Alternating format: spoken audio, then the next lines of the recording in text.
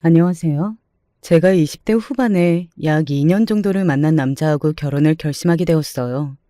사귀면서 가슴이 뜨겁게 타오르는 사랑의 감정까지는 솔직히 느껴본 적이 없으나 이 남자하고 결혼하면 괜찮을 것 같다는 생각은 자주 했었죠. 그건 상대도 마찬가지였고요. 그렇게 서로가 통해서 결혼을 약속하게 되었던 것입니다. 남편과 결혼하는 과정은 멀리서 보자면 아주 순조롭고 빠르게 진행된 듯 싶었으나 가까이서 뜯어보자면 왠지 모르게 찝찝하고 기분이 아리송한 과정이었습니다. 왜냐하면 결혼을 하겠다며 인사를 드리러 갔던 자리에서 그런 찝찝함이 들었거든요. 원래는 시댁에 방문해서 저녁을 먹기로 했는데 하루 전에 갑자기 시부모님 측에서 집이 아니라 식당에서 먹자고 하셨습니다. 그러려니 하면서 따랐죠. 그런데 저한테 그 말을 전하는 남편의 표정이 되게 머쓱해 보였고 왠지 제 눈치를 살피는 것만 같았습니다. 저는 집이 아니라 식당이어도 괜찮으니 문제없다는 생각으로 그런 남편에게 일부러 씩씩한 미소나 지어주었죠. 시댁 바로 근처의 식당에서 시부모님을 배웠고 따뜻하게 인사를 드린 뒤에 식사 예절에 신경을 쓰면서 밥도 잘 먹었습니다. 시아버지께서는 저에게 이런저런 이야기를 해주시기도 했고 물어보시기도 했고 남편에 대한 일화를 풀어주시기도 하였어요. 긴장된 자리였으나 저는 시아버지의 말씀에 맞춰서 얌전한 웃음을 지으며 최선을 다해 맞장구를 쳐드렸고요. 남편이 간간히 끼어들면서 대화의 중심을 맞춰갔습니다. 그런데 한 테이블에 둘러앉은 네 사람 중에 단 한 명만 대화에서 동떨어져 있었어요. 시어머니셨습니다. 자꾸만 못마땅하다는 표정을 지으시면서 음식을 깨작거리셨죠. 참다 못한 시아버지께서 조용히 당신 왜 자꾸 그러냐며 눈치를 주셨는데요. 그러자 시어머니께서는 몹시 불편하다는 기색으로 요새 컨디션이 별로라서 입맛이 없다나 뭐라나?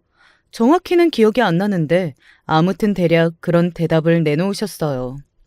제가 예비 며느리로서 딱딱하게 굴 수는 없었죠. 걱정이 된다는 표정을 지으면서 괜찮으시냐고 조심스레 여쭈었죠.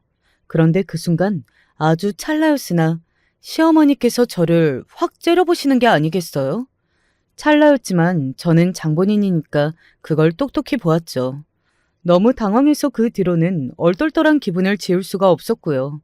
시어머니의 컨디션도 별로이고 하니까 자리는 너무 오래 끌지 않는 게 좋겠다는 쪽으로 의견을 모아줬습니다.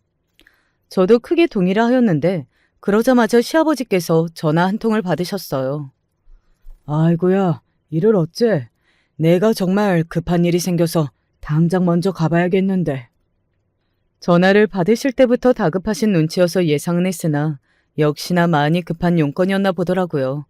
어차피 자리도 끝나가던 참이었으니까 모두가 흔쾌한 얼굴로 시아버지를 보내드렸습니다.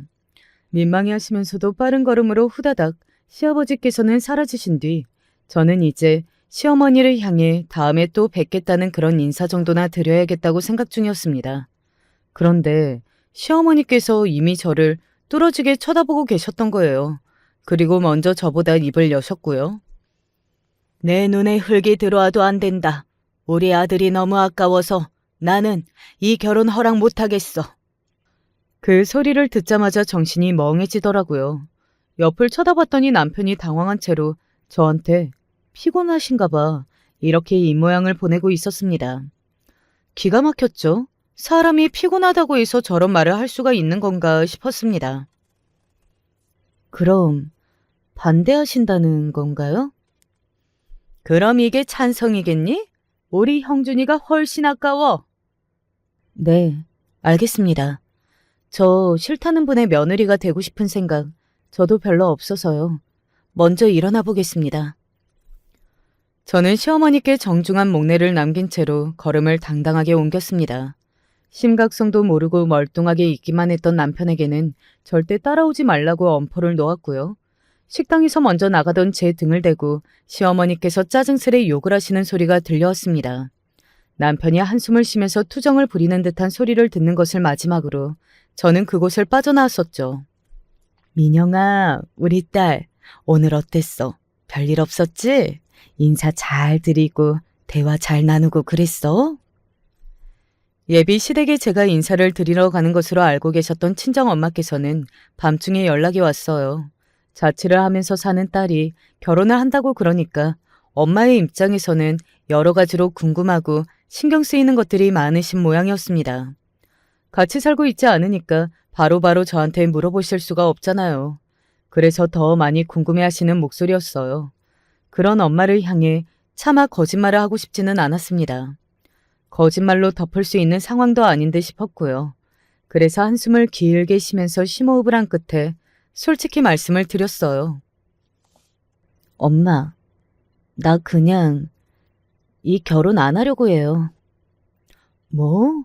민영아, 너 갑자기 그게 무슨 소리니? 너 혹시 무슨 일이 있었던 거야? 일이라기보다는요. 그냥 저는 그 집하고 안 맞는 것 같아요. 결혼은 제가 사귀는 남자하고만 하는 게 아니라 그 남자의 집안도 같이 딸려오는 거잖아요. 그걸 생각했을 때 이 결혼을 하기가 어려워졌어요. 제 마음이 그냥 그렇네요. 엄마한테 실망 안겨드려서 죄송해요. 아버지한테도 죄송하고요. 아니야, 민영아. 네가 우리한테 죄송할 게 뭐가 있니? 괜찮아. 우리는 다 괜찮은데. 다만 네가 상처를 받는 일이라도 있었을까 봐 그게 염려가 되고 걱정이 되어서 그렇지. 결혼을 할 마음이 사라졌다고만 거듭 말씀을 드리는 와중에 엄마의 옆에서 아버지가 우리는 걱정하지 마라 이렇게 말씀하시는 목소리가 들려왔습니다. 옆에서 통화 내용을 다 듣고 계셨던 모양이었어요. 정말 상상하지도 못했던 상황을 저녁 자리에서 맞닥뜨렸던 것 때문에 기분이 많이 가라앉은 상태였고 결혼을 머릿속에 그려왔던 지난날의 제 모습이 우습고 불쌍하게 생각이 되면서 기운이 없어진 상태였는데 부모님의 괜찮다는 말씀과 응원 한마디가 저를 다시금 미소 짓게 만들었습니다. 이럴 때 이런 생각을 하게 된 게 뭔가 좀 이상하기는 하지만 우리 부모님이 정말 좋으신 분이고 훌륭하신 분이라서 내가 본받고 존경할 만한 점이 많다는 게 너무 감사하고 행복한 것 같아. 내가 우리 부모님의 자식이라서 너무나도 다행이라는 생각이 들어. 여러분도 혹시 살면서 이런 비슷한 경험을 하신 적이 없으신가요? 남의 집 부모님을 보고 나니까 우리 집 부모님이 너무 괜찮으신 분들 같아 보였던 경험이요. 혹은 남의 집의 강아지나 고양이를 보고 나서 우리 집의 강아지나 고양이가 더 예뻐 보였던 경험 같은 거요. 사람은 어쩔 수 없이 비교를 하면서 살아가기 때문에 한 번쯤은 다들 이런 경험이 있으실 것 같네요. 저는 사실 아주 어렸을 때는 집이며 부모님을 창피하게 생각했던 아이였는데요. 왜냐하면 친가 외가 둘 다 모두 집안이 가난했기 때문입니다. 특히나 친가는 시골 깡촌에 있었죠. 저희 아버지는 일남 3녀 중에 막내이십니다. 딸 셋의 아들 하나라니 어렵지 않게 아들을 보기 위해 딸들을 낳았다는 전말이 그려질 것 같은데요. 실제로도 그러했다고 하네요. 그렇게 태어나신 아버지의 존재가 집안에서는 얼마나 귀하게 여겨졌겠어요. 아버지만 온갖 관심을 독차지하며 자라나신 분이었죠. 그런데 예석하게도 친할아버지께서는 당신의 귀한 막내 아들이 커가는 모습을 별로 보지도 못하신 채 돌아가시고 말았습니다. 원래도 몸이 좀 안 좋으신 분이었는데요. 제대로 치료를 받아서 좋아져 보겠다는 일념으로 병원에서 수술까지 받으셨는데 그러면서 더욱 안 좋아지고 말았습니다.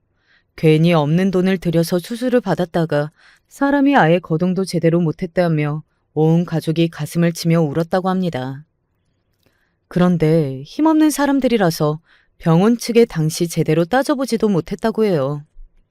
돈 없고 무식하고 그리고 뒷배 없다고 사람을 그렇게나 무시하더라. 아주 그냥 우리가 하는 말은 들은 척도 안 하더만 사람을 고치고 살리고 그러는 곳이 병원인데 말이야. 병원에서 사람한테 가장 상처를 많이 주더라. 그때의 상황을 집안의 장녀인 큰고모가 두고두고 마음에 담아두고 아파하셨습니다. 병원에서 수술을 잘못 받으셨던 이후로 시름시름 앓으며 기력을 잃어가시던 친할아버지께서는 반년 정도를 버티신 끝에 돌아가셨습니다. 저희 아버지가 고작 5살 무렵이었을 때였습니다. 그래도 태어난 막내 아들 보고서 기뻐가지고 며칠을 밤낮 없이 고심한 끝에 정성스레 이름도 지어주고 그런 행복한 기억을 만들었으니 다행이었지. 병원에서 그렇게 되고 나서 죽도록 힘들고 고통스러운 와중에도 우리 막내만 보면 좋은지 그 고통스러움이 넘치던 얼굴에 씩 미소를 지어 보이곤 했었지. 그나마 우리 막내 덕분에 그 양반이 세상 떠나기 전에 조금이나마 웃을 수 있었던 거야. 친할머니께서는 하루가 다르게 커가는 당신의 막내 자식을 바라보시며 그리 혼잣말을 자주 하셨습니다. 어리디 어린 자식을 두고 떠나야만 하는 게 친할아버지의 입장에서는 얼마나 원통하고 가슴이 찢어지는 일이었겠어요. 그래도 슬픔을 억누르시며 저희 아버지를 보실 때마다 앞으로 꼭 건강하게 잘 자라야 한다고 그런 말씀을 매번 꼭 하셨다고 합니다. 그런 순간들을 눈앞에서 다 봐오신 친할머니께서 유독 아버지를 애틋하게 여기시는 것은 놀랄 일이 아니었죠. 친할아버지께서 떠나시기 이전에 좋은 기억을 만들시고 마지막 웃음을 지으실 수 있었던 게 전부 저희 아버지 덕분이라고 믿으시는 분이었으니까요. 누나들의 희생으로 찢어지게 가난했지만 고등학교까지 나온 막내가 바로 아버지이셨죠. 고모들은 세 분 다 형편 때문에 고등학교를 못 나오신 분들이었고요. 고등학교를 졸업하신 아버지는 일자리를 소개받고서 상경을 하게 되셨습니다. 돈을 벌기 위해 상경하는 것이었지만 그곳에서 일단 살려면 또 거기에 들어가는 비용이 필요하잖아요. 막내 동생을 위해 누나들이 그때도 나서주었죠. 그리고 아버지는 절대로 그런 걸 당연하게 누리는 것으로 생각 안 하셨습니다. 형편이 어려운 가운데에서 언제나 사랑을 받고 기대를 받고 그렇게 자라올 수 있었던 걸 생각하면 가족들에게 아버지는 고마운 마음뿐이었죠. 고맙고도 미안해서 꼭 언젠가 갚아야 한다고 생각을 하셨어요. 내가 공부도 썩 못했고 대학도 못 갔으니 이제부터 돈이라도 열심히 벌어야겠어. 보답을 하는 거야. 아버지는 열심히 벌어서 돈을 절대 허투루 안 쓰셨습니다. 버는 돈은 전부 다 당신의 가족들에게 쓰셨고요. 아버지가 돈을 보내실 때마다 고모들은 어쩔 줄 몰라 하셨습니다. 아버지는 당신이 여태 받고 누려온 걸 갚을 따름이라고 하셨지만 고모들은 고개를 저으셨다고 하네요. 딸만 있는 집에 드디어 아들이 태어나서 부모님이 너무 행복해 하셨었고 그것만으로도 아버지는 효도한 것이고 최고의 효자라고 하시면서 고모들은 그렇게 말씀을 하셨다죠. 이런 마음씨 넓은 딸들이 어디 있겠나요.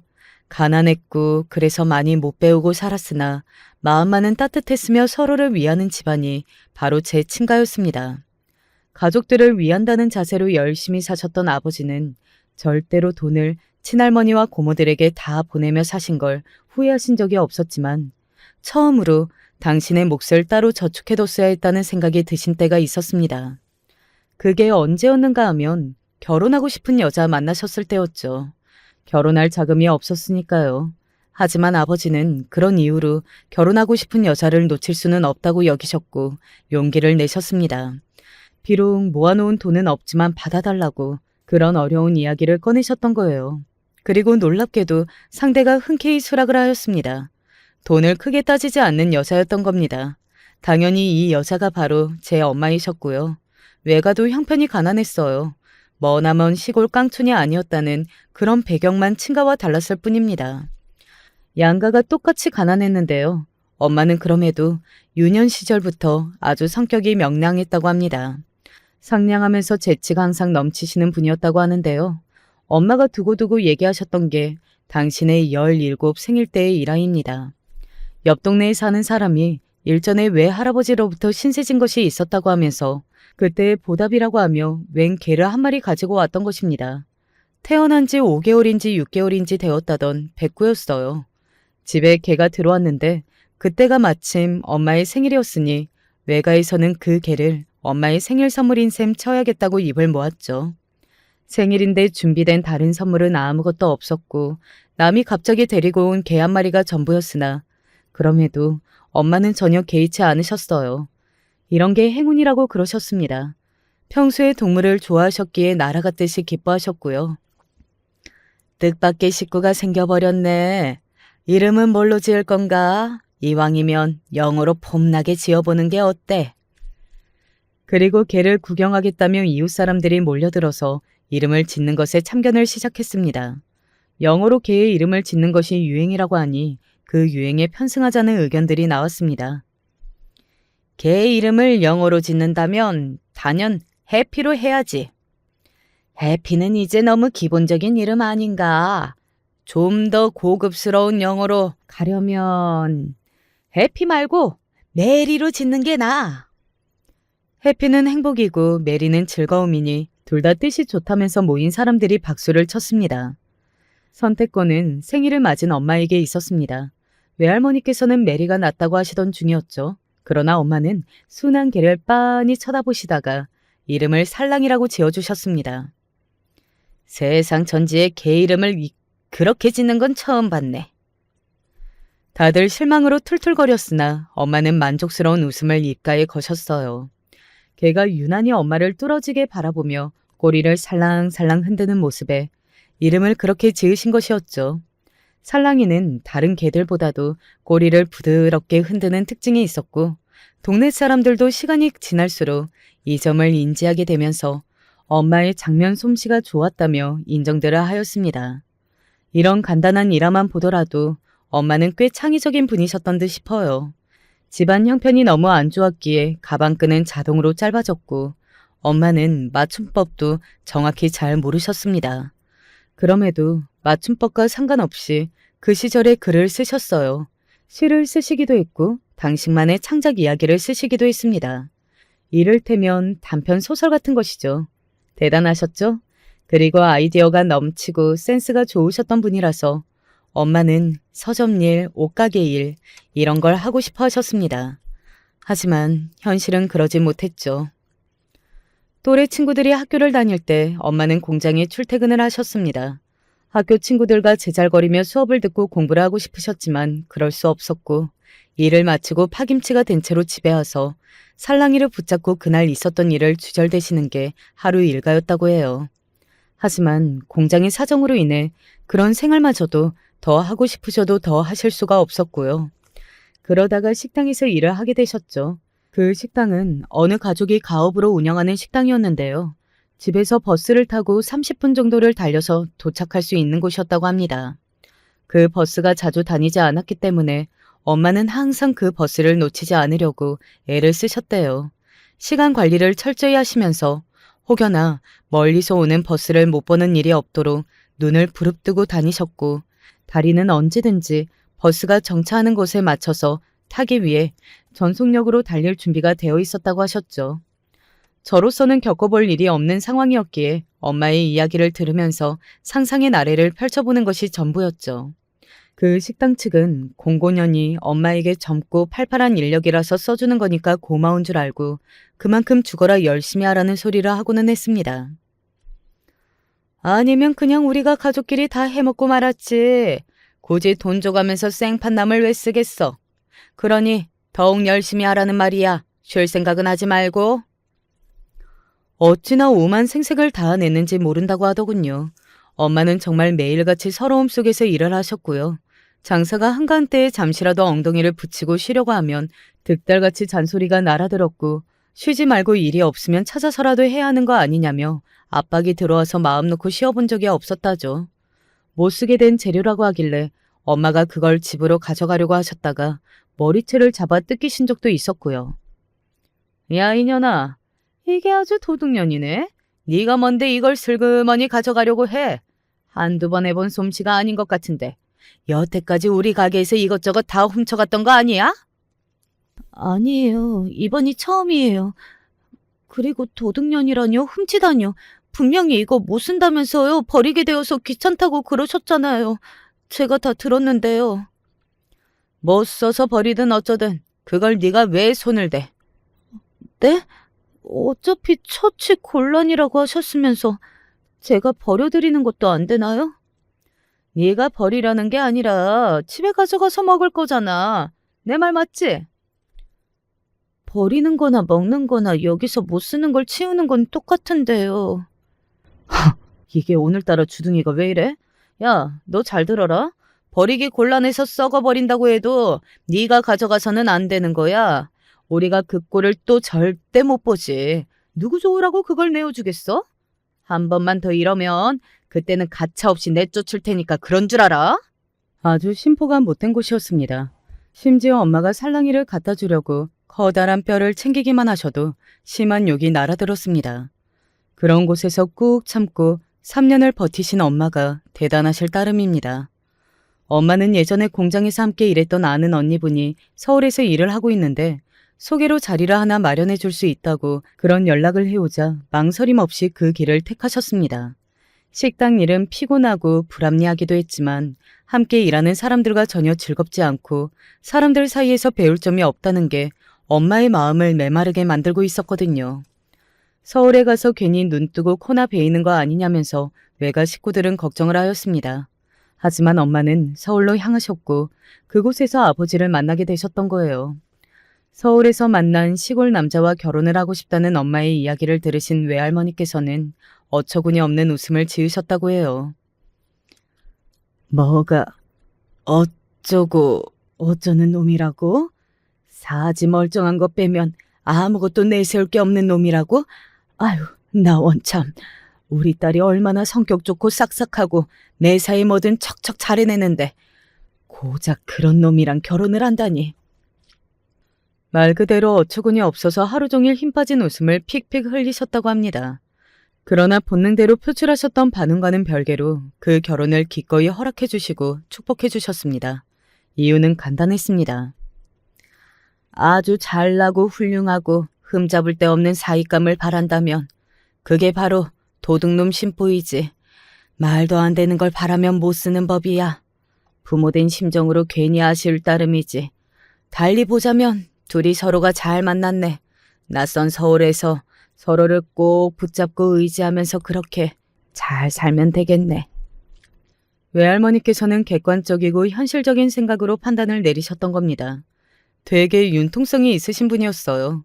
그래서 외할머니를 닮아서 외가 식구들이 전부 나천적인 건가 싶었답니다. 친정 부모님은 단칸방에서 신혼생활을 보내셨어요.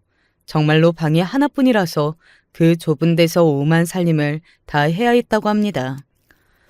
서울살이가 이렇게 팍팍한 줄 알았다면 내가 진작에 돈 관리를 더 잘했을 텐데 미래를 내다보지 못하고 생각이 짧았어. 남자로서 더 든든하게 처음부터 이끌어줬어야 했는데 그러지 못했다며 아버지는 좁은 단칸방에서 엄마와 도란도란 이야기를 나누실 때마다 당신의 민망한 심정을 드러내셨고요. 그럴 때마다 엄마는 웃으며 고개를 저으셨다고 해요. 엄마는 결혼하고 나서 옷가게에서 일을 시작하셨어요. 꿈에 그리던 옷가게 일을 그것도 서울에서 하고 있으니 무척 즐겁다고 하셨습니다. 엄마가 옷가게 일을 하고 계실 때 제가 태어났습니다. 머나먼 시골인 친가보다 서울 근교의 외가가 훨씬 가까웠죠. 아장아장 걸어 다니던 무렵에 저는 외가로 가서 거의 살다시피 하며 4년 정도를 보냈어요. 그때 부모님이 무척 바쁘셨고 살던 집에도 뭔가 문제가 있었거든요. 늙은 개 살랑이가 저의 유일한 친구였습니다.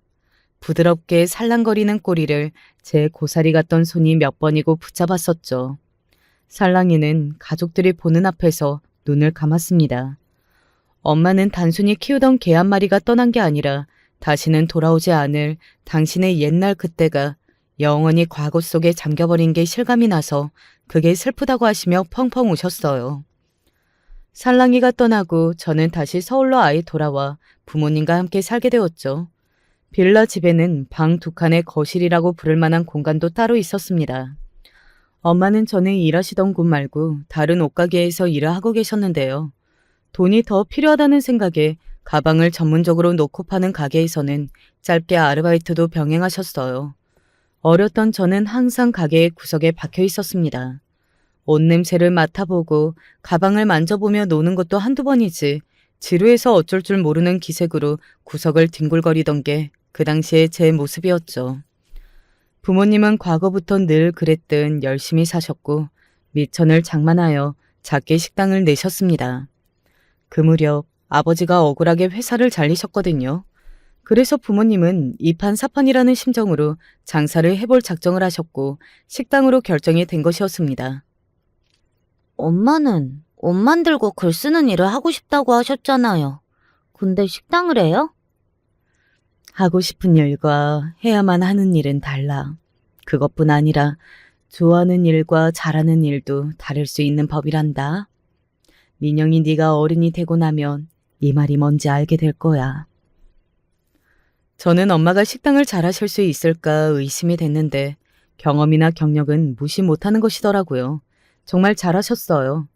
예전에 그 악독했던 식당에서 구르고 구르셨던 과거가 이렇게 도움이 되었습니다. 아버지가 식자재를 비롯한 각종 물건을 나르시고 청소를 하시는 것 위주로 움직이셨고요. 저는 식당 구석에 박혀 있었습니다. 바쁘게 돌아가는 식당의 모습을 보면서 저는 왜 우리 집이 이러고 사는 걸까 싶었습니다. 더 어렸을 때도 저는 옷가게, 신발가게 구석에 박혀 있었죠. 지겹게 말입니다. 식당은 점점 더 바빠졌고 외가 식구들이 종종 와서 일손을 보탰습니다. 저는 방학이면 멀리 친가에 보내졌습니다. 그 시골에서 여름을 나고 겨울을 나고 그랬습니다. 집에 과자 하나 없고 옥수수나 과일 같은 것만 항상 많아서 저는 그게 불만이었죠. 친할머니께서 저 먹으라고 당신의 장롱에서 비닐에 꽁꽁 둘러둔 지포 뭉치를 소중히 꺼내실 때면 속으로 한숨이 나왔어요. 이게 다 가난 때문이라는 생각이 들었습니다. 가난하니까 못 배웠으니까 평생 이러고 사는구나 싶었습니다. 어디 멀쩡한 회사에 들어갈 여력이 안 되니까 어떻게든 해보려고 용을 쓴 게 자영업인 거구나 하는 생각이 들었어요. 친가 외가 양쪽 다 형편이 어쩜 이렇게 지지부진한 걸까 싶었네요. 제가 아직 뭘 잘 모르던 어린 시절이어서 그랬던 것 같아요. 사춘기를 지나면서 생각하는 게 달라졌거든요.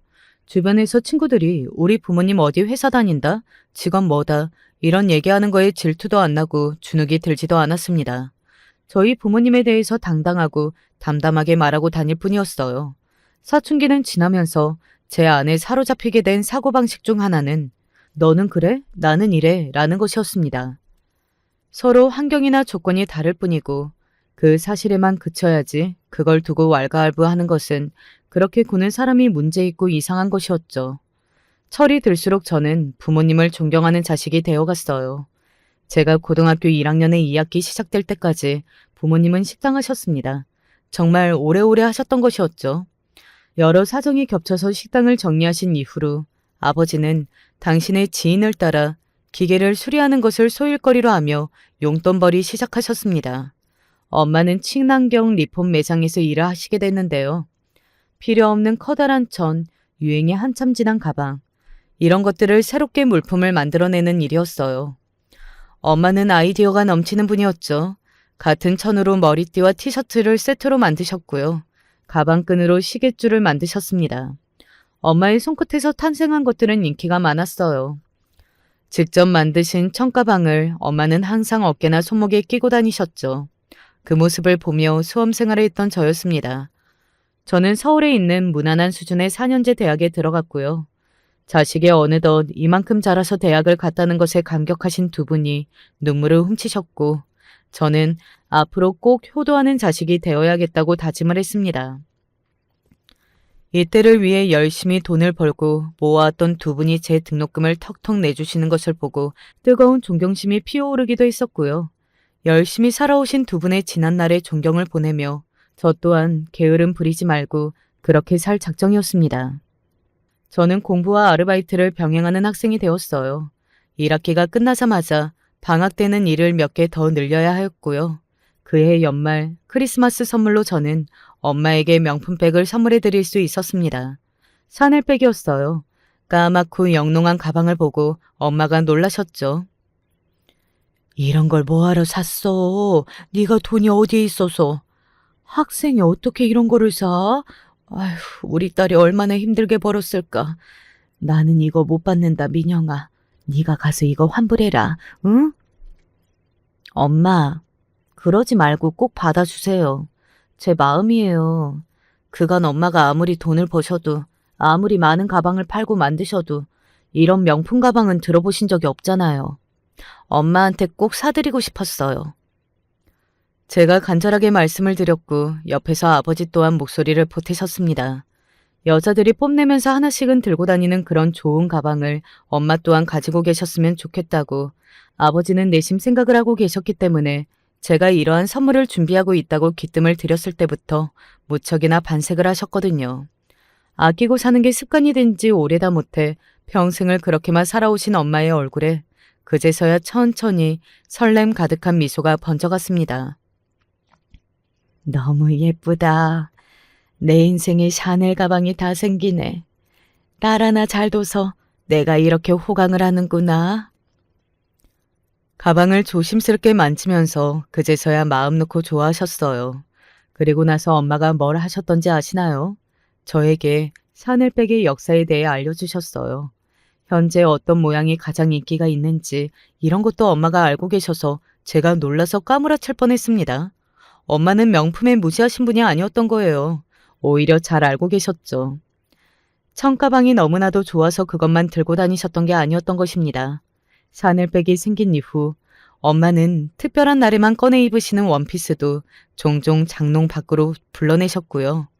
아버지의 성화에 못 이기는 척 넘어가셔서 은근히 색조 화장품도 하나 둘씩 애용하기 시작하셨습니다. 한번 물꼬가 트이니까 멋지고 폼나게 꾸미고 지내실 줄 알게 된 엄마의 모습이 정말로 보기 좋았어요. 네 엄마는 나를 만나지 않았더라면 더 큰 물에서 놀았을 사람이야. 지금도 봐라. 얼마나 우아하냐. 어디 부잣집 사모님이라고 해도 손색이 없지. 아버지의 흐뭇한 미소와 팔불출스러운 면모를 보게 되어서 이런 점도 저는 너무 즐거웠고요. 민영아, 엄마는 있지. 내 인생의 첫 명품이 샤넬백이라서 그게 너무 기쁘고 좋아.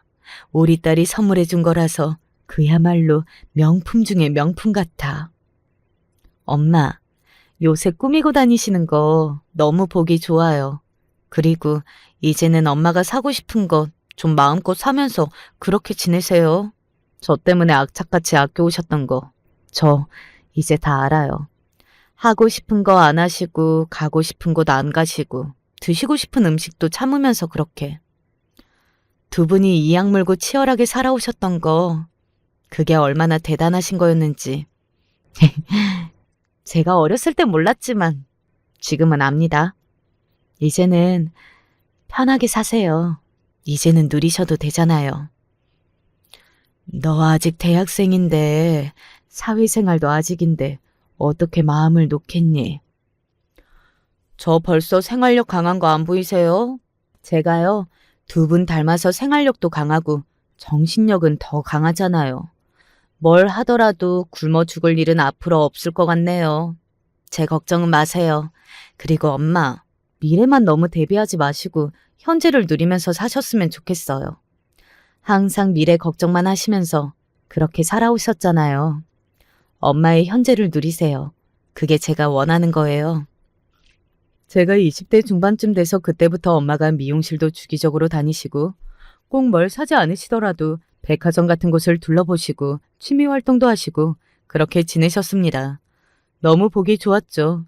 젊은 날에 열심히 달려와 주신 부모님께 정말 감사하는 마음으로 그런 자세로 결혼을 하려고 했던 저였는데요. 생각지도 못한 무례 앞에서 마음 다 식어버렸죠. 이제 결혼은 물 건너간 줄로만 알았고 죄송한 심정뿐이었는데 엄마가 갑자기 꿈에서조차 상상한 적 없던 이야기를 꺼내신 겁니다. 내가 더 미안하다, 민영아.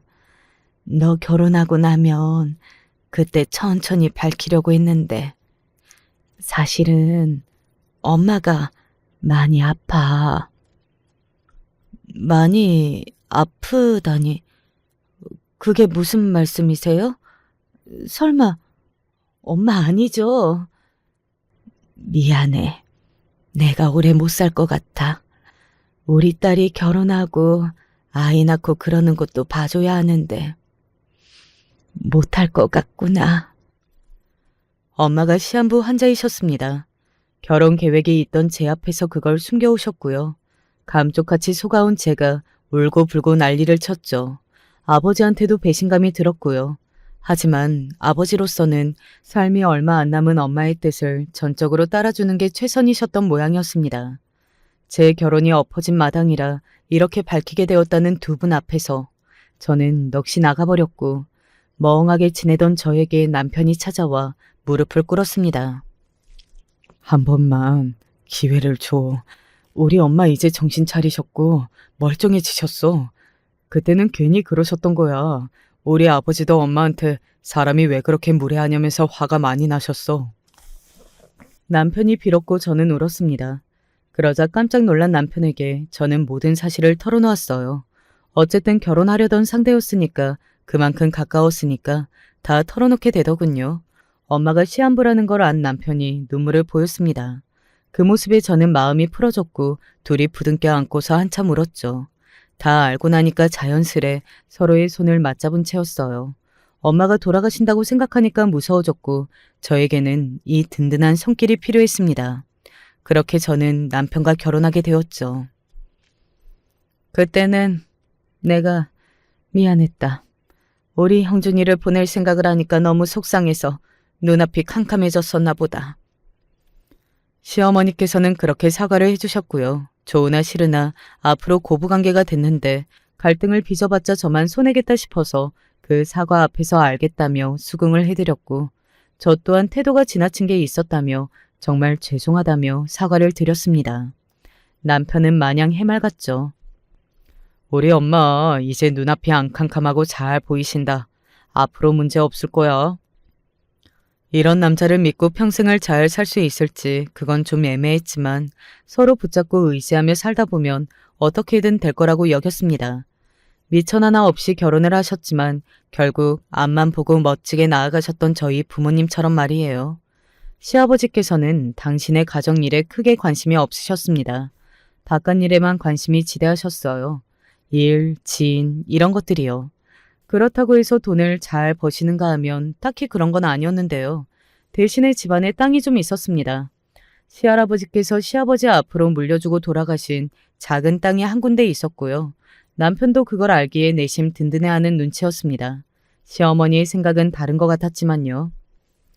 땅이 있으면 뭐래? 거기 가서 농사를 짓기를 해? 아니면 그 위에다가 집을 짓고 살기를 해? 그것도 아니면 남한테 빌려주고 돈을 받기를 해? 뭣도 아닌데 천년 만년 붙잡고 있고 돈은 안 되고 아유 속 터져. 그 땅 이야기를 하실 때마다 되게 짜증을 부리셨거든요. 하지만 그 애증 가득한 땅마저도 당신의 딸들에게는 별로 물려주실 생각이 없는 듯하였어요. 남편은 누나가 둘입니다. 결혼한 시누이들이요. 그리고 시어머니께서는 집안 재산이 당연히 아들한테 가야 한다고 보셨습니다. 둘 다 멀리 사는 시누이들은 꼬박꼬박 안부 전화를 보내왔고 자주는 아니더라도 때마다 애들을 데리고 들리며 얼굴을 비추었고요. 기본적으로 도리를 다하는 자식들이었어요. 시부모님이 편찮으신지 어쩐지 궁금해하고 살피는 건 시누이들 뿐이었습니다. 남편은 그런 것에 별 생각도 없어 보였네요. 남편은 어렸을 적에 자기 누나들을 제치고 관심과 사랑을 독차지해온 자식이었다고 했습니다. 시어머니께서 딸들을 쥐잡듯이 하셔도 아들에겐 회초리 한 번을 안 드셨고요. 아들 사랑이 극심하시니까 내가 못마땅해 하셨던 것이구나. 어머님의 눈에는 무조건 아들이 세상에서 제일 잘나 보일 테니까. 객관적으로 엄청 잘난 여자가 아니라면 제 자리에 어떤 여자가 있든 시어머니께서는 눈에 불을 켜고 단점부터 찾으셨을 거라는 확신이 들더군요. 남편이 저랑 결혼하겠다고 우겨대고 시아버지께서는 이제 아들로만 결혼시키면 자식 셋 다 시집 장가 보내는 거다. 왜 초를 치냐며 일을 크게 만들지 말라고 엄포를 놓으시고 그러니까 시어머니께서는 씩씩거리면서 꼬리를 마셨던 거예요. 그리고 저희 엄마가 많이 편찮으시다고 하니까 환자가 있는 집안에 뭘 따지기 미안하다고 하시면서 그냥 후딱 식이나 올리자고 하셨던 것이고요. 간단하게 열린 상견례 식사 자리에서도 그저 조용히 시간이 흘러갔습니다. 시아버지께서 저희 부모님이 식당을 차리셨던 이야기나 아버지가 기계를 수리하러 다니셨던 일에 큰 관심을 보이셨던 게 유일한 그 자리의 특징이었죠. 그런데 시어머니께서는 다른 것에 관심을 두셨었나 보더라고요. 저희 엄마가 상견례 자리에 들고 나오셨던 샤넬백 이야기를 꺼내셨던 거예요. 그거 왠지 진짜인 것 같던데? 네, 맞아요. 진짜인 걸 어떻게 하셨어요? 조금 오래되기는 했는데 그래도 멀쩡해요. 어머, 그랬구나. 명품은 명품이네. 오래되어도 오히려 멋스러워. 네. 그래서 판매로 내놓으면 웃돈 주고 사가려는 사람이 많다고 하더라고요. 오히려 희소성이 있어서 가치가 높고요. 그리고 엄마가 소중하게 관리를 정말 잘해오셔서 상태도 좋아요. 그 외에도 저는 한참이나 시어머니 앞에서 샤넬백 이야기를 떠들었습니다. 왜냐하면 그건 제가 사드렸던 거니까 저도 모르게 뿌듯한 심정이 되었기 때문입니다. 엄마가 이제 돌아가시는데 제가 그때 샤넬백을 사드리는 것을 계기로 엄마가 그 이후로는 좀 누리면서 너무 팍팍하게 살지는 않으신 것 같아서 그나마 다행이라는 마음도 들었고요. 시어머니께서는 그때 이후로 종종 엄마의 샤넬백 이야기를 하셨습니다. 내가 그런 거에 관심 있는 사람한테 한번 물어보니까 진짜 비싸다고 하더라. 근데 자기라면 오래되고 관리 잘한 샤넬백을 쉽게 안 팔 거래. 그만큼 가치 있어서 쉽게 팔기에는 아깝다고 그렇게 말을 하더만. 듣고 보니까 더 대단해. 네, 그렇죠. 몇 번 그 샤넬백의 이야기를 하시길래 저는 의아하다고 생각을 했습니다. 그러던 어느 날 엄마가 돌아가셨어요. 버티는 데까지 버티시다가 끝내 영원히 눈을 감으셨습니다. 옷가게 안을 분주히 누비시던 젊은 날의 엄마 모습이 갑자기 떠오르면서 저는 정신 나갈 듯이 울었습니다.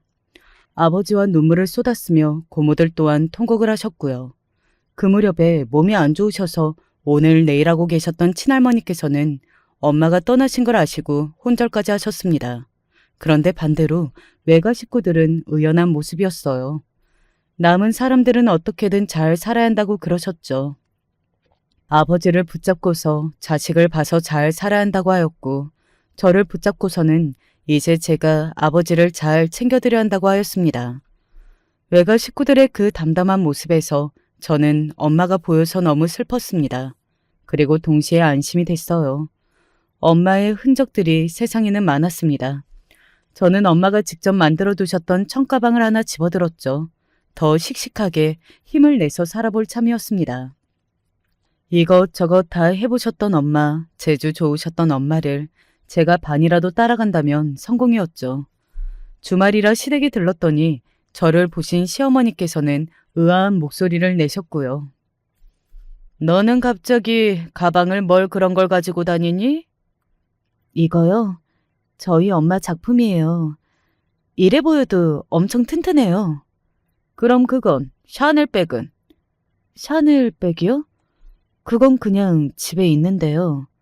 그래? 그거 나 줘라. 내가 잘하고 다닐 테니까. 네? 그걸요? 그건 저희 엄마 유품이에요. 유품이니까 죽은 사람 거잖아. 주인 잃었으니까 상관없지.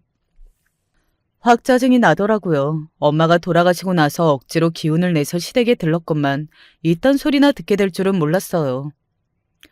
어머님, 그 가방은요. 제가 20살 때 쉬지 않고 일하면서 엄마 위해서 장만해드린 거였어요. 소중한 추억이 담겨있는 가방이에요. 남도 아니고 시어미가 쓴다는데 왜 그러니? 추억 얘기까지 하고 난리네.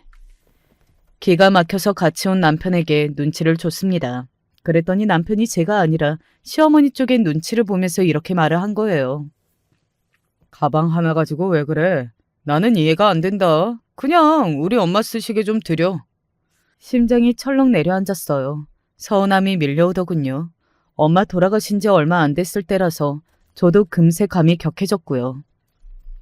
내가 당신하고 결혼한 거 우리 엄마 돌아가신 거 알았을 때 절망스러웠는데 그때 내 손 잡아주고 힘이 되어줘서야. 근데 이렇게 배신을 때려? 엄마 유품을 아무렇지 않게 말을 하네? 이미 돌아가셨잖아. 우리 엄마는 멀쩡히 살아계시고 살아계신 분을 위해서 쓰는 게 맞지. 당신은 어차피 그 가방 직접 쓸 생각도 없지 않아? 쓸 것도 아니면서 왜 쓰고 싶다는 우리 엄마한테 안 드려? 그 가방이 어떤 의미인지 남편이 이해를 못하고 있다는 것 자체가 저는 이해가 안 갔죠. 제가 열불이 터지고 있는데 시어머니께서는 의기양양해지셨어요.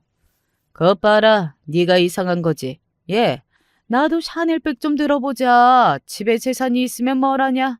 내 평생 근사한 샤넬백 하나 마음 놓고 사본 적이 없는데. 그리고 그건 그때만 나온 거였다며? 가치가 높다니까. 나도 그런 것 좀 들어보면 안 되겠니? 어머님, 이렇고 저렇고 다 떠나서 그냥 제가 싫다잖아요. 왜 강요를 하세요? 뭐? 싫기는 뭐가 싫어? 이런 싸가지 없는 년이? 시어머니께서도 감정이 확 격해지신 게 보였고 저한테 삿대질까지 날리셨습니다. 내가 최고 명품인 우리 아들을 기껏 내어줬더니 네가 이렇게 갚아도 되니? 배응망덕한 거사. 살면서 들어본 말 중에 가장 황당한 말이었습니다. 옆을 쳐다보니까 남편은 시어머니의 발언에 감동을 받은 표정이었어요. 그 얼굴을 보자마자 마음이 확 식었고 제가 실수를 저질렀다는 걸 알았습니다. 결혼하면 안 되는 사람과 잘못 결혼한 거였죠. 최고 명품이요? 아, 그러세요? 그러면 그거 반품할게요. 샤넬백 말고 여기 최고 명품 끼고 사세요. 그러면 되겠네요. 저는 차갑게 내뱉고 돌아섰어요. 시어머니께서는 저한테 싸가지 없고 융통성 없다면서 끝까지 욕을 하셨고요. 남편하고 아직 혼인신고는 안 한 상태였거든요. 그 덕분에 반품 과정은 아주 수월했습니다. 당신 지금 제정신이 아니야. 모친상 겪은 충격 때문이겠지. 정신 차리고 나면 나한테 다시 돌아와. 우리 엄마는 내가 설득할 테니까. 남편은 개소리를 했는데 본인이야말로 제정신이 아닌 것 같았고요. 이 남자는 원래 이런 남자였구나 싶었습니다. 저한테 질척거리며 달라붙을까봐 일부러 그 개소리에 어느 정도 장단을 맞춰주면서 결혼 생활을 끝냈어요. 남편은 제가 시간 지나면 정신 차리고 돌아올 걸로 생각했고요. 말도 안 되는 이야기였죠. 저는 시어머니께서 샤넬백을 크게 탐내시는 게 아무래도 이상했죠. 약간의 심증은 그동안 있었기 때문에 이제 물증을 찾을 차례였어요. 불륜 전문이라는 흥신소에 찾아가서 의뢰를 넣었고요. 와, 역시나 시어머니께 남자가 있었더라고요. 시아버지께서는 밖에서 시간을 거의 보내시고 시누이들은 멀리 살고 이러니까 시어머니께서 들킬 일 없이 하고 싶은 대로 다 하셨겠죠. 저는 찾아낸 증거를 시아버지께 보낼까 하다가 아니다 싶어서 시누이들한테 보냈고요. 시어머니께서 무슨 수를 써서라도 미리 모든 재산을 아들한테만 물려주려고 하신다는 이야기도 덧붙였습니다. 시어머니께서 엄마 짝사랑하는 딸만큼은 우스운 게 세상에 없다는 소리를 자주 하고 지내셨다는 것도 알려드렸고요. 시누이들의 눈이 뒤집혀졌습니다. 각자 가정도 이룬 상태였으니 재산을 못 받을 거라고 생각하면 자기 애들을 생각해서라도 가만히 있을 수가 없겠죠. 시아버지께서는 뒷목을 잡으셨고요. 이런 쓸모없는 너 일을 그르쳐서 멀쩡한 며느리를 놓치고 아들놈을 낙동강 오리알 신세로 만든 주제에 그러면서 바람까지? 얼씨구야. 재산을 생각해서라도 두 분이 이혼을 하셔야 한다고 시누이들이 입을 모았습니다. 그러자 남편이 난리를 쳤다네요. 우리 엄마 불쌍하다고요. 그 앞에 대고 시아버지께서 냉정한 목소리를 내셨습니다. 그래? 그럼 이혼 안 할 테니까 네 엄마는 앞으로 네가 모시고 살아라. 재산은 네 누나들한테만 주겠다. 그랬더니 남편이 즉시 태도를 바꾸더래요. 그냥 이혼하시죠. 당연히 시어머니의 가슴은 찢어졌고요. 아들 사랑이 그렇게 지극하시면 뭘 하나요. 아들이 개판인 것을요. 결국 두 분은 이혼했고요. 시어머니께서 잘 살아계시나 들여다보는 건 결국에는 시누이들밖에 없었다고 하더군요. 아휴, 일이 그렇게 되어서도 결국 그러는 모양이었습니다. 시누이들이 나중에 저한테 근황 알림차 연락을 줘서 이 모든 걸 알게 되었네요. 전 남편은 제 마음을 돌리려고 찾아왔었으나 제가 만나준 적이 없었어요. 그리고 저는 아버지와 함께 경기도 다른 지역으로 이사를 해서요. 그 뒤로는 저를 찾기도 어려웠을 겁니다. 외가 근처의 동네에 자리를 잡았고요. 돌아가신 엄마를 본받아서 명랑하고 활기차게 그리고 성실하게 항상 바쁘게 살다 보니까 하는 일도 잘 풀렸으며 정말 착하고 성격 좋은 남자도 만나게 되었답니다. 저에게 생긴 새로운 시댁 식구들과는 서로 온정 넘치게 교류하면서 잘 지내고 있어요. 아버지가 어찌나 흐뭇해하시는지 모릅니다. 아참, 엄마의 소중한 유품인 샤넬백은 제가 잘 보관하고 있는 중이에요. 평소에는 그저 보관만 해두는데요. 가족들끼리 모여서 엄마를 만나러 가는 날이면 제 어깨에 꼭 둘러져 있는 가방이랍니다. 안녕하세요. 평범하게 살고 있는 흔한 대한민국 중년 남자입니다. 최근에 저에게 믿지 못할 일이 일어났습니다. 제가 생각해도 많은 분들이 믿지 못할 것 같은데 오늘 제 사연을 들으시고 좋은 기운을 받아가시면 좋을 것 같습니다.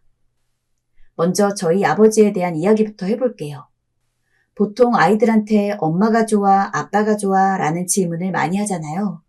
어렸을 때는 늘 엄마라고 답했지만 중학교 이후부터 그런 질문을 들었을 때는 아빠라고 답했던 것 같습니다. 저희 아버지는 옛날 사람 같지 않게 참으로 호탕하고 좋으신 분이었어요. 제가 어릴 때만 해도 아들과 딸을 차별하는 일이 많았기에 없는 형편에 좋은 거 있으면 무조건 아들 몫이었고 딸에게는 그런 기회가 돌아가지 않았습니다. 하지만 저희 아버지만은 달랐어요. 제 위에는 2살 위의 누나가 한 명 있는데 아버지는 저와 누나를 모두 공평하게 사랑해 주셨습니다. 누나가 잘못을 해도 호되게 야단을 쳤고 제가 잘못을 해도 호되게 야단을 치셨죠. 어릴 때는 주변 친구들이 다 아들이라고 대우받고 그런 것만 보다 보니 홧김에 아버지는 너무해요.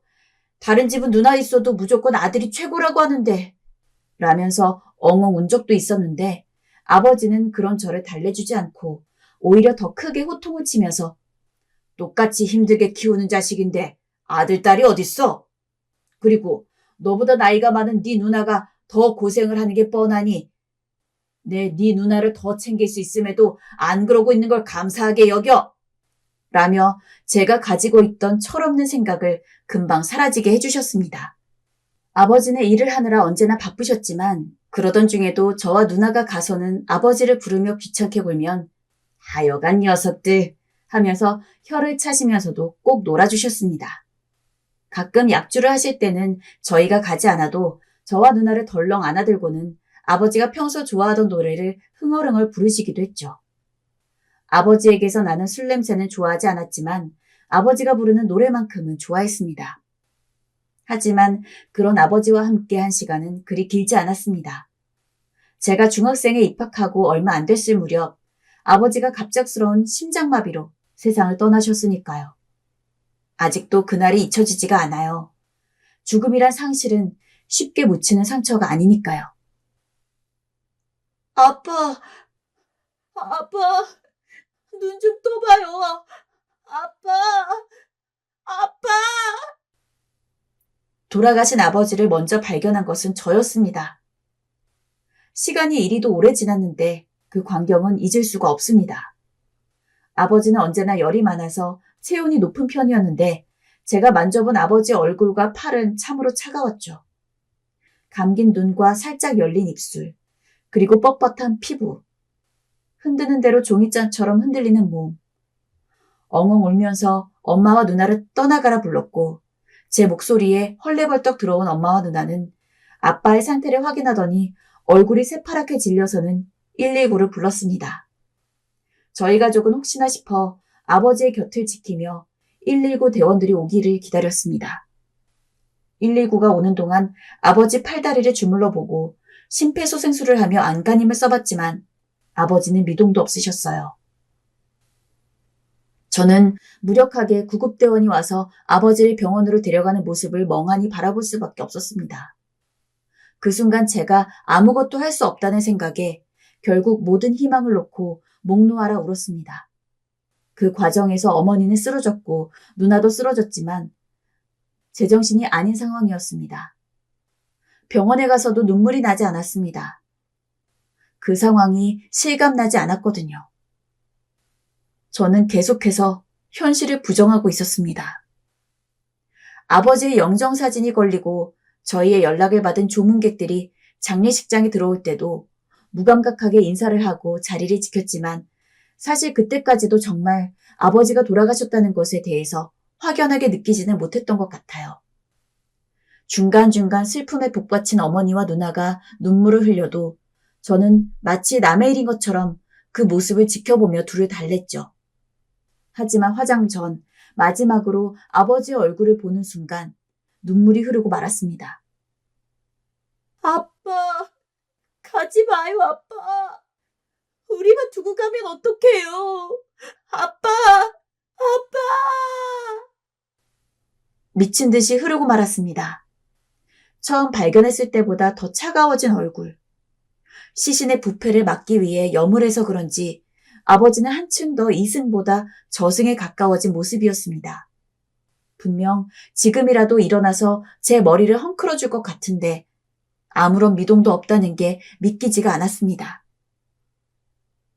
아빠가 정말 돌아가셨구나 그때서야 가슴 깊이 실감한 것 같아요. 아버지가 돌아가시고 난 후 생활은 팍팍해졌습니다. 어머니는 홀로 저와 누나를 키우느라 너무 고생을 하셨습니다. 어머니는 아버지가 일을 하는 동안 집안일만 하셨기에 마땅한 직장이 있었던 것이 아니었죠. 하지만 저희를 키워보겠다고 어머니는 일이란 일은 다 찾아다니며 할 수 있는 일은 모두 해야 했습니다. 저와 누나는 아직 어려 돈을 벌 일을 할 수 없다 보니 어머니가 일하시는 동안 서로 분담을 나누어 집안일을 하곤 했죠. 덕분에 저는 남자애답지 않게 어린 나이부터 요리, 빨래, 설거지 등 집안일에는 도가 틀 수밖에 없었습니다. 나중에 누나가 성인이 되고 나서 누나 역시 대학을 가지 않고 바로 직장 생활을 했기에 그 이후부터는 거의 제가 다 전담하며 집안일을 했죠. 힘들기는 했지만 싫은 적은 단 한 번도 없었습니다. 어머니도 누나도 다 저희 가족 먹고 살기 위해 열심히 노력하고 있는 걸 아는데 제가 겨우 집안일 정도로 투정을 부릴 순 없었죠. 수아가, 너는 공부해서 대학 가라. 집안일을 걱정하지 말고 대학 가거라. 아니에요, 엄마. 나 안 갈래요.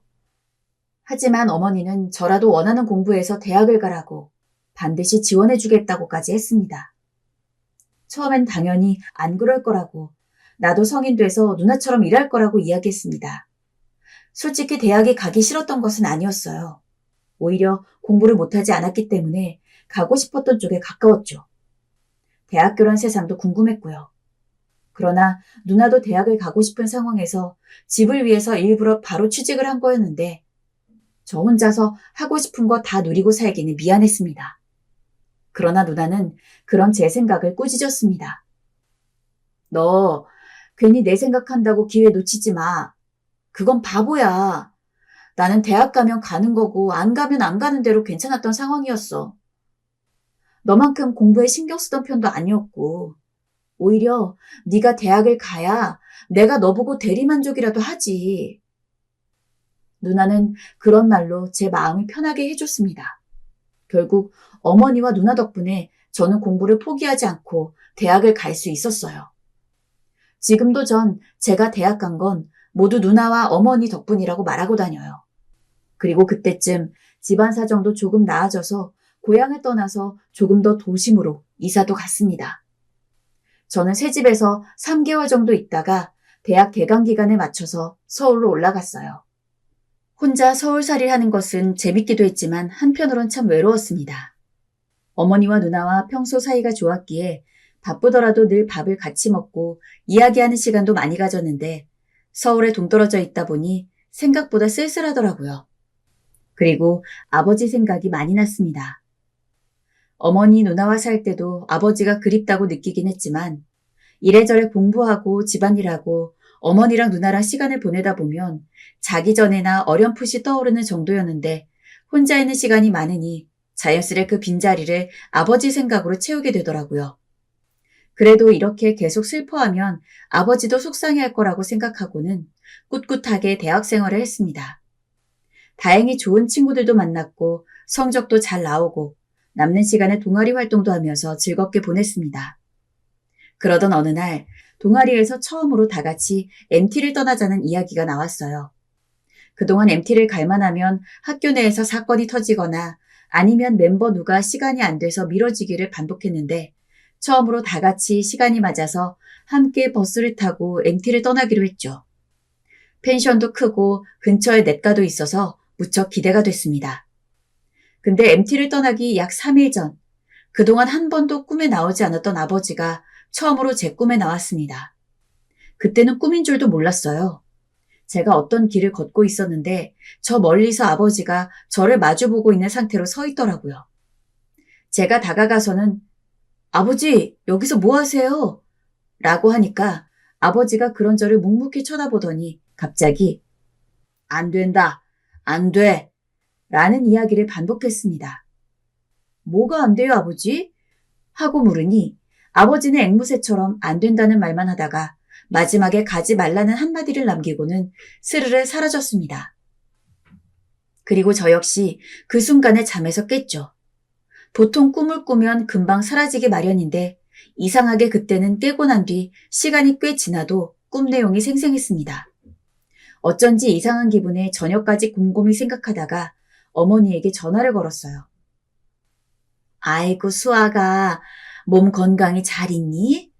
MT 간다더니 언제 가는 거니? 네, 어머니 잘 있어요. 다름이 아니라 오늘 꿈에 아버지가 나왔거든요. 네 아빠가? 그 양반은 내 꿈에도 안 나오고 수정이 꿈에도 한 번을 안 나오더니 내심 아들이 제일 좋았나 보네. 아들 꿈에만 나오고. 저도 이번에 처음 꾼 거긴 한데 내용이 조금 이상해서요. 꿈에 아빠가 있어서 가서 뭐 하냐고 말을 걸었는데 계속 안 된다고만 이야기를 하더니 갑자기 가지 말라고 하시더라고요. 저는 그 말 듣고 바로 꿈에서 깼고요. 제 꿈 이야기를 듣자마자 어머니는 바로 제 동아리 MT가 생각나신 모양이었습니다. 사실 저도 꿈에서 깨고 난 뒤 동아리 MT 생각이 나긴 했는데 제가 괜히 꿈에 과민 반응하는 거라고 여겼거든요. 하지만 어머니는 저와는 다르게 네 아빠가 그렇게까지 나와서 이야기할 정도면 무슨 일이 나는 거 아닐까 싶다. 꼭 가야 하는 게 아니면 너라도 빠지면 안 될까? 엄마가 걱정이 너무 되네. 라며 제가 MT를 가지 않기를 원했습니다.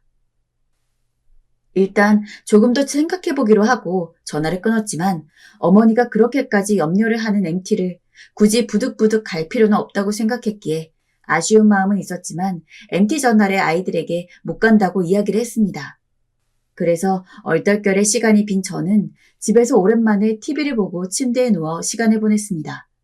그런데 갑자기 핸드폰이 불난 듯이 울리길래 뭔가 하고 보니까 저희 동아리 멤버들이 MT를 가기 위해 탔던 버스가 전복 사고가 난 것이었습니다.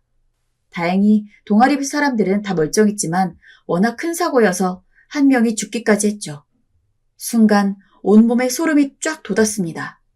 만일 제 꿈에 아빠가 나오지 않아서 제가 예정대로 MT에 갔으면 저 역시 그 사고 현장의 피해자로서 있게 될 수도 있었던 거니까요. 아니, 네 아빠가 너를 구해줬나 보다. 아이고, 이게 무슨 일이야? 너무 놀라 어머니에게 전화를 걸어 이 사실을 알리니 어머니는 숨을 크게 들이키며 아버지가 저를 구했다는 말을 연신 반복하며 훌쩍이셨습니다. 저도 어머니의 눈물에 울음이 터졌고요. 정말 아버지가 절 살렸다는 생각이 들었죠. 저는 걱정 말라고 어머니를 다독이고 주말이 지나서 학교에 간 뒤 동아리 사람들과 사고에 대한 이야기를 나누었습니다. 나 원래 MT 가려고 했는데 사실 가기 3일 전쯤에 아버지가 나와서 자꾸 가지 말라고 이야기를 해가지고 좀 불안해서 중간에 빠진 거거든. 근데 너네 사고 났대서 너무 놀랐다. 진짜? 예지몽 그런 건가? 제 이야기에 동아리 사람들도 다 놀라면서 그래도 아버지 덕분에 산 거라며 묘라도 한번 다녀오라더군요.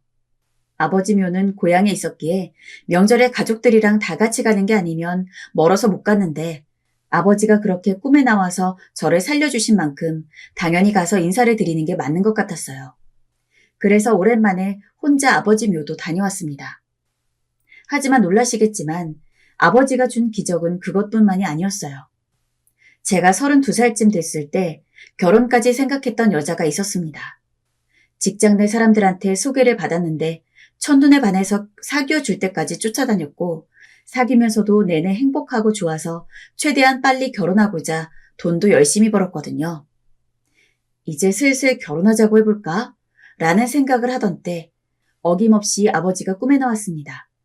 꿈의 내용은 별거 아니었어요.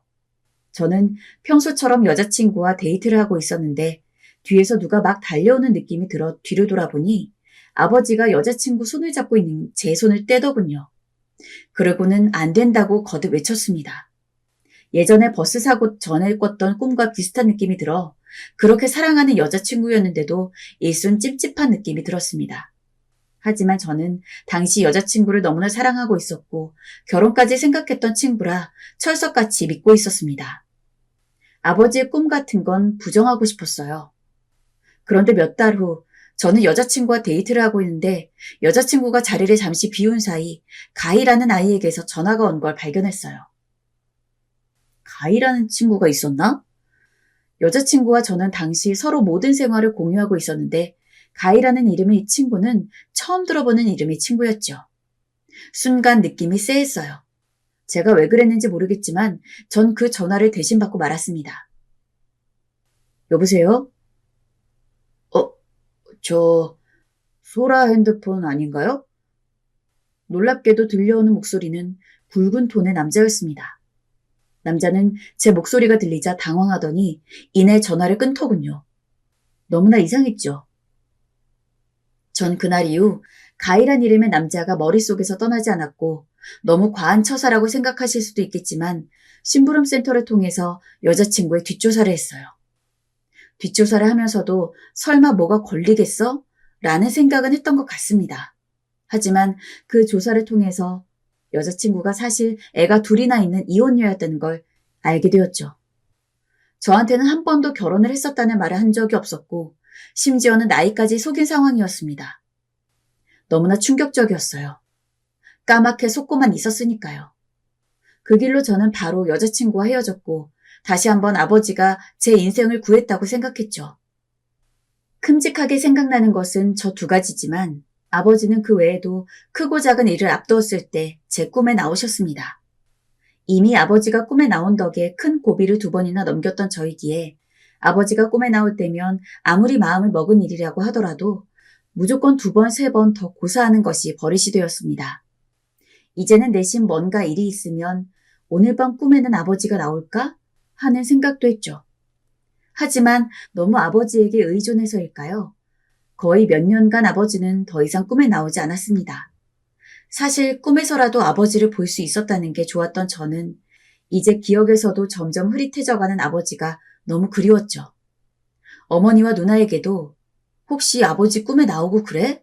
하고 물었지만 기껏해야 개꿈처럼 한두 번 본 이후로는 한 번도 나오지 않았다고 하더군요.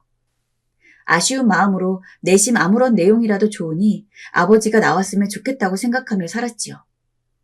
그 사이 저는 좋은 사람과 결혼도 했고 아이도 갖게 되면서 아버지와 같은 어엿한 가장이 되었습니다.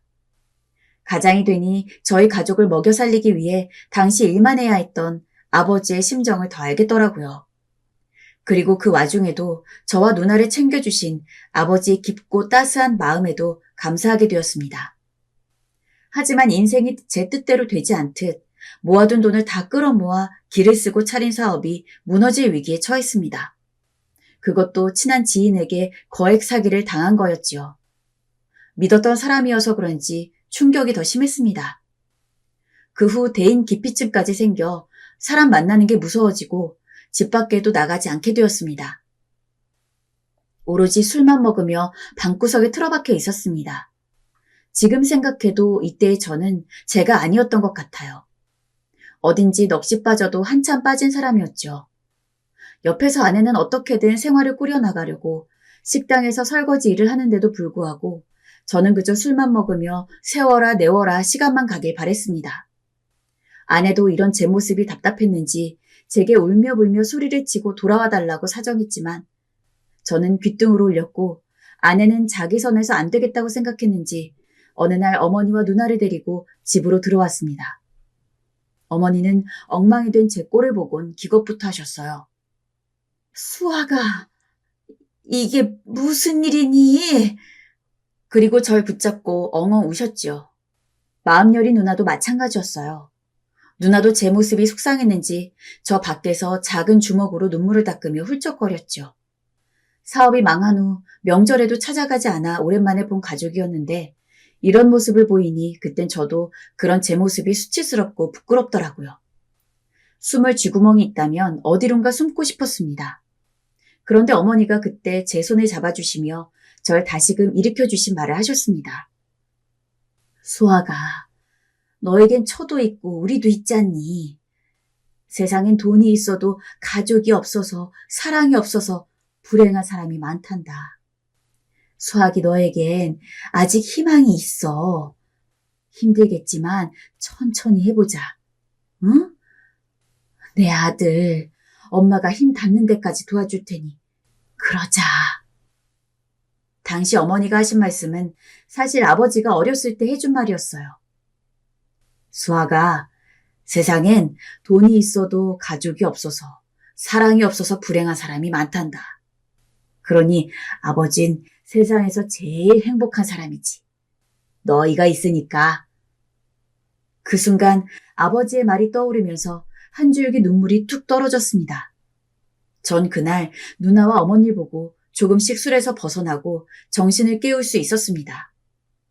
누나에게 물질적인 도움도 받았습니다. 누나는 자신이 회사를 다니며 힘들게 모은 돈을 저에게 주어 다시 해보라고 했고 저를 전적으로 믿어주었죠. 그 믿음이 없었더라면 제가 지금 어떻게 살아있을 수 있을지 모르겠네요. 저는 가족의 믿음에 보답하기 위해 그때부턴 죽도록 일만 했던 것 같아요. 그전까지 했던 노력보다 훨씬 많은 노력을 기울였고 힘들 땐 아버지 얼굴을 꺼내보며 잠든 가족의 얼굴을 보며 버텨내려 했습니다. 어머니께선 저와 아내가 월세방에 살아야 할 처지가 되자 돈을 아껴주기 위해 자기 집에서 같이 살자며 저희 집으로 들어주셨고 덕분에 저는 생각보다 빠르게 빚을 갚고 다시 회복할 수 있었습니다. 그렇게 모든 게 회복될 때까진 5년이 걸렸네요. 5년 후 저는 누나에게 빌린 돈도 갚을 수 있었고 회사도 나름 안정기에 접어들 수 있었죠. 하지만 모든 게 안정적이라고 생각할 즈음 문득 아버지 생각이 나더군요. 아버지께서 5년 동안 한 번도 꿈에 나오시지 않았거든요. 어떻게 보면 아버지 얼굴을 꺼내보며 힘든 시기를 이겨냈던 터라 꿈에서라도 꼭 뵙고 싶었는데 아버진 얼굴을 비추지 않으셨습니다. 참 그립고 안타까웠죠. 꿈에서 뵈면 감사하다고 말씀드리고 싶었는데 그렇습니다. 그리고 시간이 또 흘러 저도 어느덧 나이를 먹었고 자식들도 덩달아 나이가 들었죠. 그런데 인생이 마냥 순탄할 수는 없는 건지 또 한 번 절 흔드는 일이 터지고 말았습니다. 이번은 병이었죠. 어머니께서 암에 걸리고 만 것이었습니다. 전혀 내색하지 않으신 터라 모르고 있었는데 어머니께선 이미 징조를 느끼고 계신 모양이었습니다. 본인이 내과를 찾으셨고 큰 병원으로 가보란 소리에 담담히 검사를 받으시더니 암이라는 결과를 들으셨습니다. 다 큰 자식이었지만 저는 어머니가 암이란 소리를 듣자마자 너무 착잡해 그 자리에서 주저앉았습니다. 언젠가 나이든 부모를 모시다 보면 분명 이런 일이 있을 거라 생각하긴 했어도 막상 그 사실을 알고 난 후 결코 덤덤할 수 없었던 것 같습니다. 엄마가 아프다고 했는데 내가 괜찮을 거라고 했어. 괜히 그렇게 말했나 봐. 누나는 어머니의 암 선고를 듣자마자 자기 탓이라며 울음을 터뜨렸고 아내도 어머니 사랑을 많이 받았던지라 많이 울었습니다. 전 정신을 붙잡아야겠다고 생각했습니다.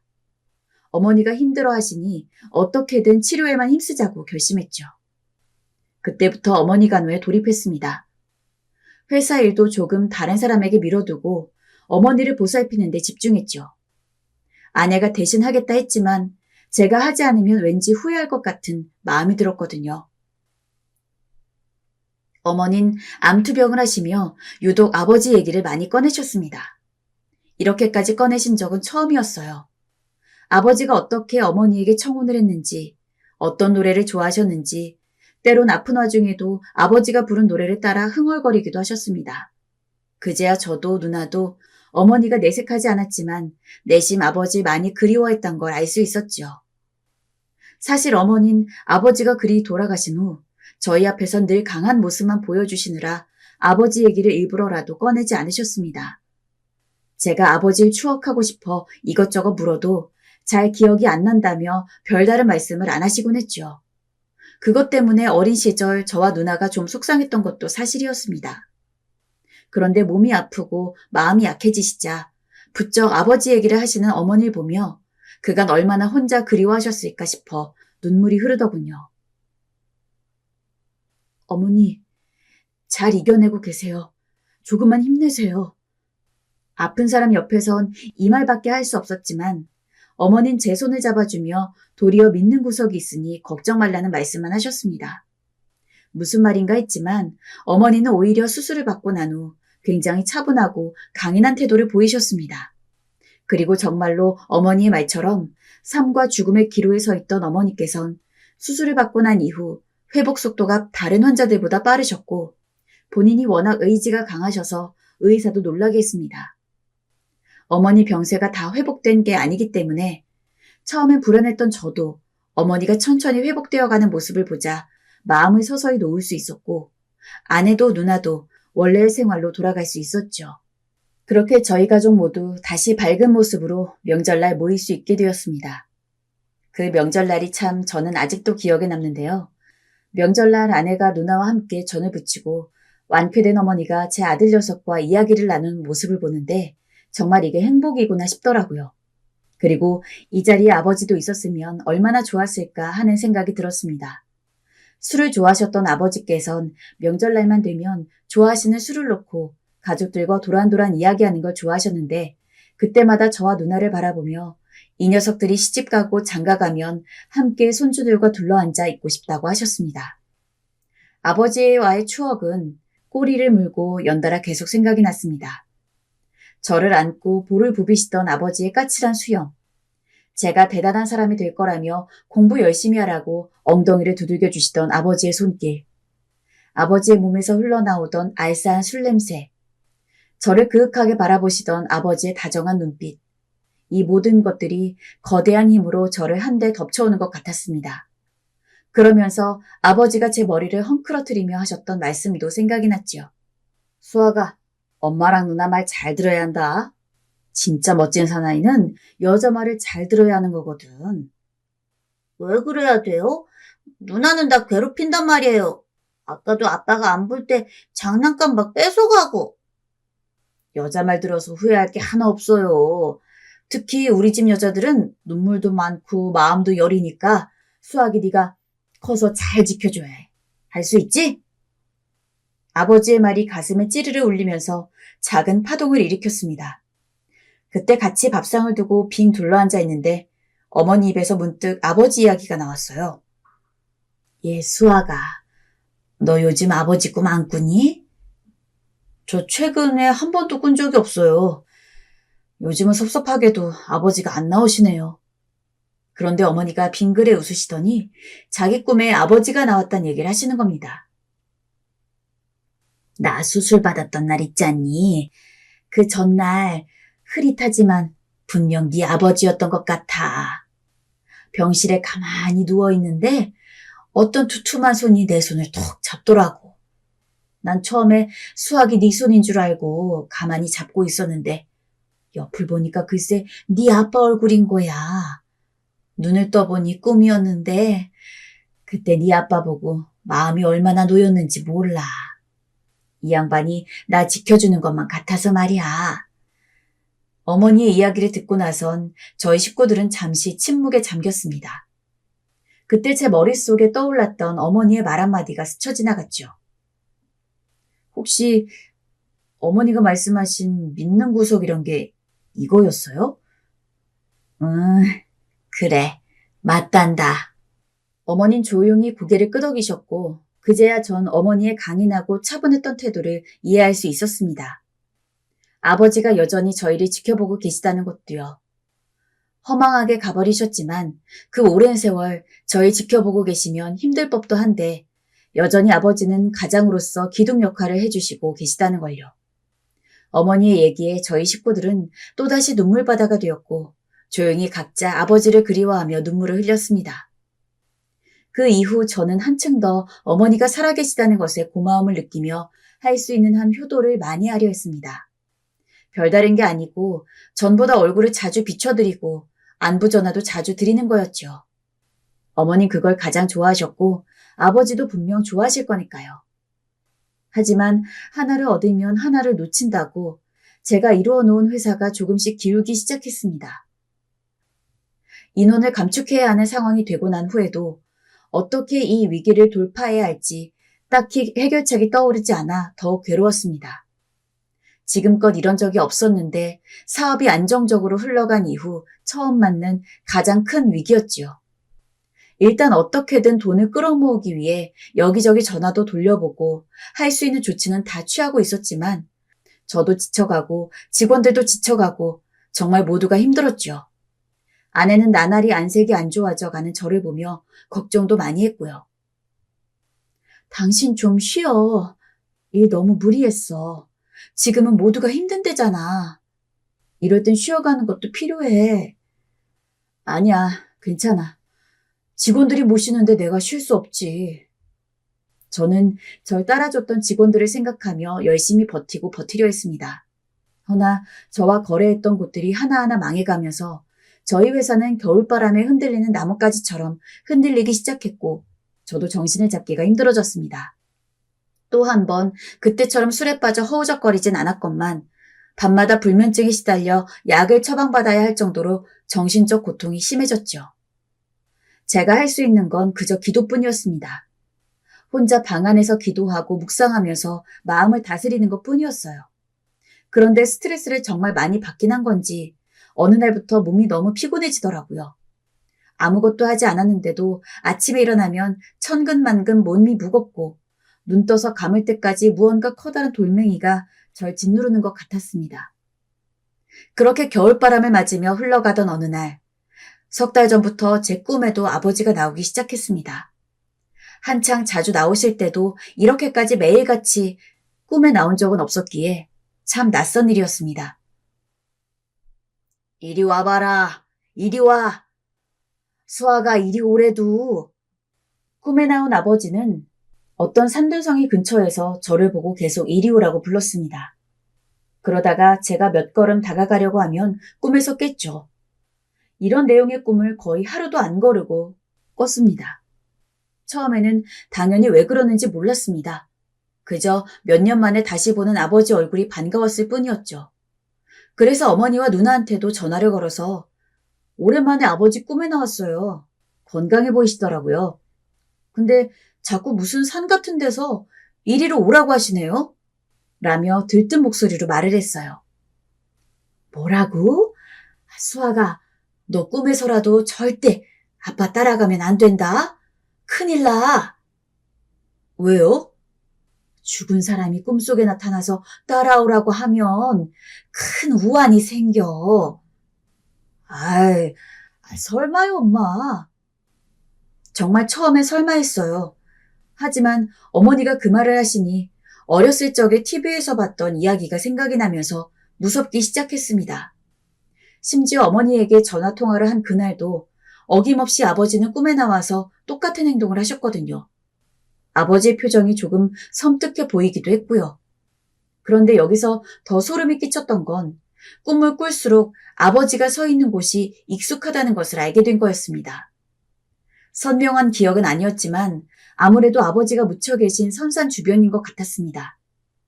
장소를 특정하고 나니 더 무서웠던 것 같아요. 아무래도 내 조상들이 묻힌 곳이긴 하나 죽은 사람들이 있는 곳이기도 하니까요. 그러다 문득 꿈속에서만 아버지를 안 따라가면 되는 게 아닌가라는 생각이 들기 시작했습니다. 어머니 말씀을 들은 뒤로는 아버지가 꿈속에 나타날 때 반가움보다는 두려움이 더 컸기 때문에 묘소에 가서 소주라도 뿌려드리면 아버지가 나에게 서운한 게 있으면 풀리시지 않을까 생각했습니다. 그래서 나를 잡고 선산에 오르기 시작했습니다. 근데 참 신기한 게 아버지 묻혀 계시는 선산 근처에 도착하니 꿨던 꿈이 선명해지면서 아버지가 매번 서 계셨던 나무가 보였습니다. 묘와는 조금 거리가 있었고 산 가장 아래에 심겨져 있는 나무였죠. 꿈이 현실이 된 것 같은 기분에 오묘한 마음으로 그 나무에 다가갔습니다. 주변에 다른 나무들도 많았지만 그 나무는 유독 크기도 크고 가지도 굵었죠. 그리고 빨간색 같은 게 희미하게 보이기 시작했어요. 오래된 세월의 흔적인지 그 부분을 손을 휙휙 저었더니 빨간색 띠가 밑둥을 감싸며 묶여 있었습니다. 그걸 보고 난 후 이상한 직감이 들었어요. 이 나무에 무언가 비밀이 있다고 해야 할까? 아무튼 왜 다른 나무들은 멀쩡한데 이 나무만 띠가 둘러져 있지? 라는 의문이 들면서 앞에 쭈그리고 앉아 떨어진 잔가지들을 주워서 땅을 팠습니다.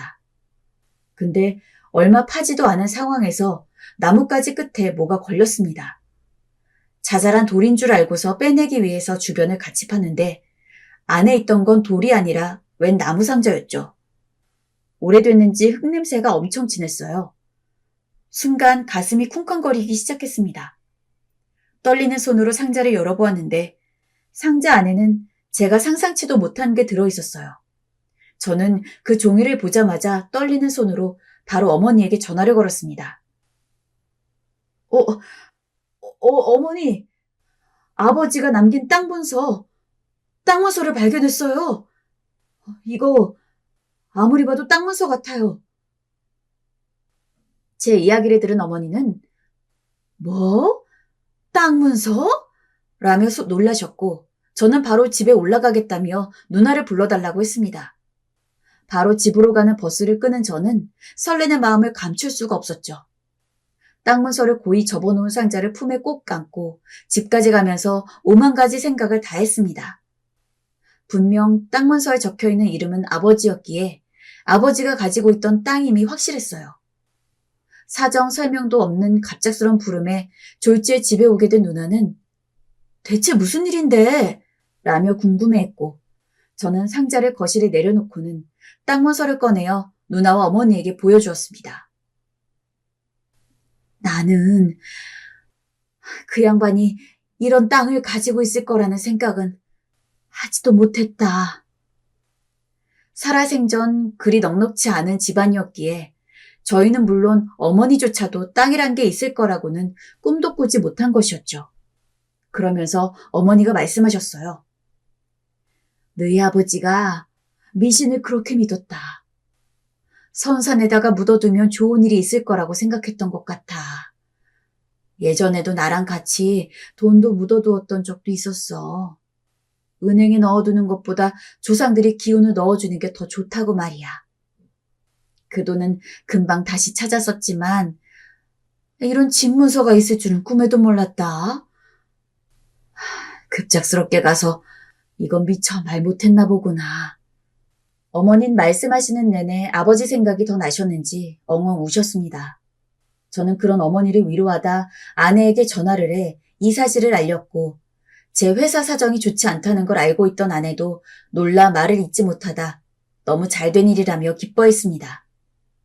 일단 얼마 안 되는 땅이라고 할지라도 저희 집은 당장 한 푼이라도 더 있으면 그거로 좋았기에 어머니에게는 집에 있으라고 하고 누나랑 함께 다음날 등기소에 가서 땅에 대해 알아보았습니다.